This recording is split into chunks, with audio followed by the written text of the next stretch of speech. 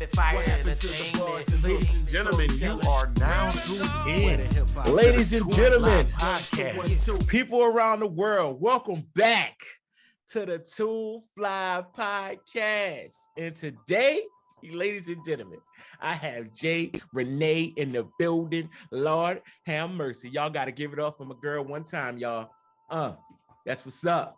Hey, what's up? What's good, y'all? It is Jay Renee. Thank you for having me. Hey, you're so welcome. I really appreciate it. That's all right. Black girl magic, you know what I'm saying? Black girl magic, because the world needs it, okay? Yes. If you don't got a little sprinkle of that in your life, then what you doing? It's Right. just how I feel. So I want you to tell the people who you are, you know, what you do, Right. and why you in the Two Fly Podcast today. All right, well, I'm in the Two Fly Podcast because I'm too fly. That's Period. what's up. Off the gate, you can't be here. Off the gate, I'm fly, so you know. But no, I'm a talent manager. I focus in on dance and movement artists. That's my niche. That's who I like to help.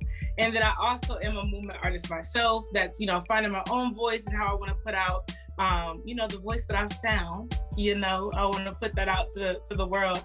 And I also am the owner of Surge Entertainment. Surge LLC. Entertainment.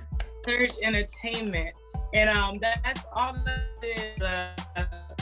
Dance management, dance event company where we want to make sure that we uplift the community and, you know, promote healthy, you know, business standards in the dance industry. So that's my why. That's my go-to. Nice. Yeah. And ladies and gentlemen, just to let you know, the Two Fly Podcast is always supporting independence in entertainment. So that's the whole reason why we got this Two Fly Podcast. So if you listen to this episode, please run it back. I'm guaranteed she's gonna drop jewels about her business to help your business so we can all be in business, if you feel me on that one. Period. Period. Oh man. So live in the Two Fly Podcast today. Jay, I want to ask you a few questions. Let's dive in, figure out how Jay move, what Jay like to do. You know what I mean? All right, so let's see. My first question to you is, what is your biggest challenge as a business owner / dancer? All right, so I would say the biggest challenge that, and you know, I love challenges. So just to like start this off, because a lot of people don't realize that entrepreneurship in general, it's like it comes like you're not an entrepreneur unless you've experienced multiple challenges at the same time and back to back. Right. Period. Right. So I love them because they always teach me a lesson. But the one, and I guess the biggest one that I overcame recently was the politics, like the politics aspects of entertainment and of the business. It's like learning how to navigate that and still be authentic to yourself. Understanding that, especially in dance, like I'm on a street dance side. I did studio stuff when I was younger. My mother couldn't really afford to put me in a studio. Okay. So I would like hit classes every now and then. And then because it was more convenient for my time schedule and just, you know, money wise, I ended up being a part of a dance crew. So I went from just seeing dance in like the studio sense to then it being opening up to like crew life and having a dance crew and performing and doing like competitions. Okay. And then I realized that street dance is like what I love. I love the freestyle scene. I love the rawness. But with that rawness comes like, of course, like the culture and what you're supposed to do and how you're supposed to move and how you're supposed to do this. And when you are like diving into your purpose and you're just like excited, you don't realize how much politics plays a part in business and in the entertainment scene, especially when you on the street side and the real, you know, nitty gritty. Right. So that was the biggest challenge, is learning how to navigate that without losing myself. Okay. And like who I am. And yeah.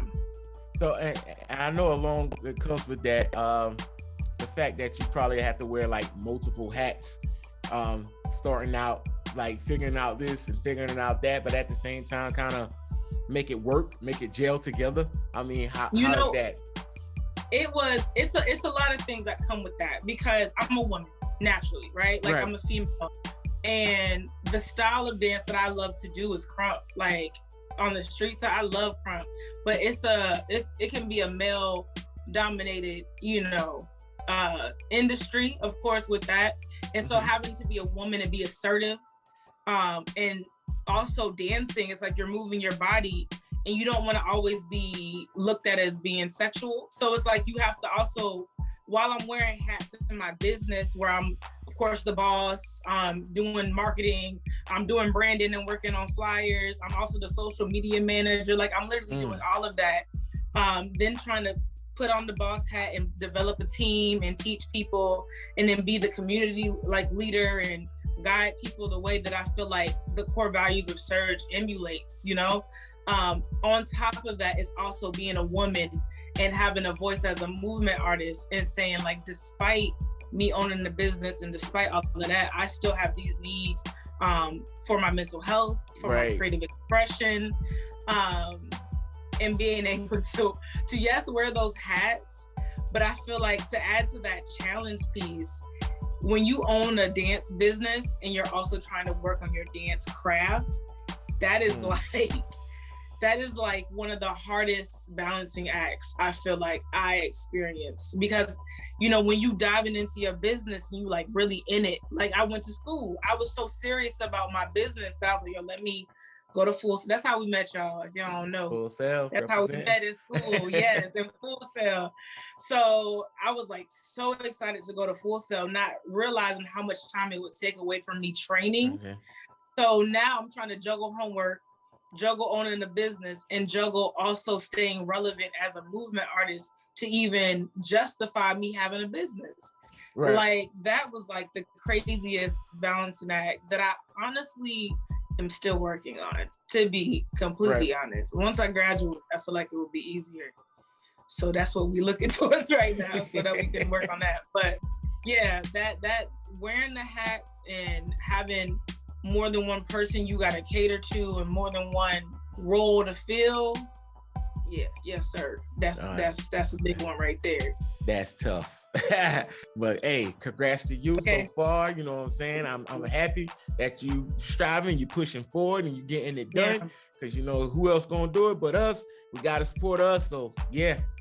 Exactly. Definitely. And look, and if it was what how they say it, they were like, the best things aren't easy or something like that.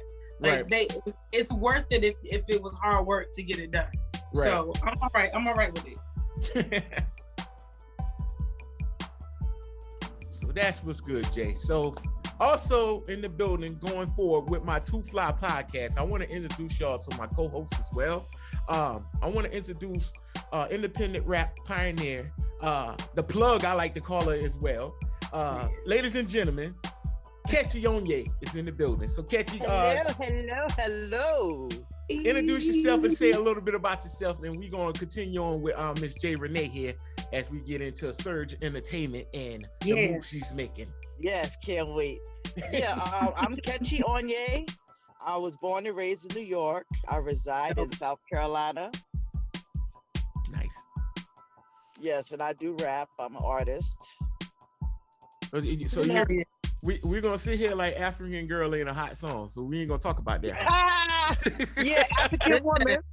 African woman is on. This is 50. Hey, I ain't gonna front.